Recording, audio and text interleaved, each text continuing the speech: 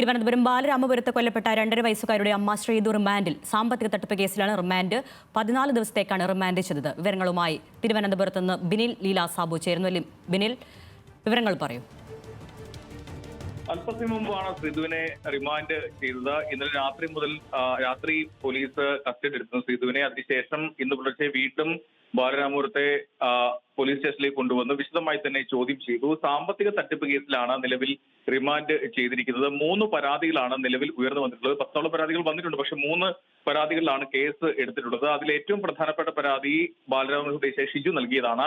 10 ലക്ഷം രൂപ തട്ടി എന്നാണ് ഇയാളുടെ പരാതി. അതായത് ദേവസ്വം ബോർഡിൽ, തിരുവിതാംകൂർ ദേവസ്വം ബോർഡിൽ ഡ്രൈവർ തസ്തികയിൽ ജോലി വാഗ്ദാനം ചെയ്തത് മാത്രമല്ല വ്യാജരേഖ ചമയ്ക്കുക കൂടി ചെയ്തു. അപ്പോയിന്റ്മെന്റ് ഓർഡറാണ് ഇവർ വ്യാജമായി തയ്യാറാക്കിയത്. അതിൽ section officer, Devaswom board section officer എന്ന് കാട്ടി അതിൽ ഒപ്പും സീലും നൽകി. ഇതിന് തെളിവുകൾ ലഭിച്ചതിന് പിന്നാലെയാണ് പോലീസ് ഈ ശ്രീതുവിനെ കസ്റ്റഡി എടുക്കുകയും പിന്നീട് അറസ്റ്റ് രേഖപ്പെടുത്തുകയും ചെയ്തത്. അല്പസമയം മുമ്പ് നെയ്യാറ്റിൻകര മജിസ്ട്രേറ്റ് മുന്നിലേക്ക് ശ്രീതുവിനെ ഹാജരാക്കി. അതിനുശേഷമാണ് ഇപ്പോൾ 14 ദിവസത്തേക്ക് റിമാൻഡ് ചെയ്തത്. അല്പസമയത്തിനുള്ളിൽ തന്നെ അട്ടക്കുളങ്ങര വനിതാ ജയിലിലേക്ക് ശ്രീതുവിനെ മാറ്റുകയും ചെയ്തു. പിന്നീട് കസ്റ്റഡിയിൽ വാങ്ങി ചോദ്യം ചെയ്യുക എന്നുള്ളതാണ് പോലീസിന്റെ നീക്കം. നിലവിൽ എന്തായാലും ഈ 2 വയസ്സുകാരിയായ ദേവേന്ദ് കൊല്ലപ്പെട്ട കേസിൽ ശ്രീതുവിനെതിരെ പോലീസിന് തെളിവ് കണ്ടെത്താൻ സാധിച്ചിട്ടില്ല. പക്ഷേ ഈ കേസിൽ കസ്റ്റഡിയിൽ വാങ്ങുന്ന ശ്രീതുവിനെ വരും ദിവസങ്ങളിൽ ആ പ്രധാന പ്രതിയായ ശ്രീതുവിന്റെ സഹോദരൻ ഹരികുമാറിനെ പോലീസ് കസ്റ്റഡിയിൽ എടുക്കുന്നുണ്ട്. അതായത് നാളെ കസ്റ്റഡി അപേക്ഷ സമർപ്പിക്കും. പിന്നീട് കസ്റ്റഡിയിൽ വാങ്ങിയ ശേഷം ഇരുവരെയും ആ കേസിൽ ഒന്നിച്ചിരുത്തി ചോദ്യം ചെയ്യാനുള്ള നീക്കത്തിലാണ് പോലീസ് ഇപ്പോൾ ഉള്ളത്.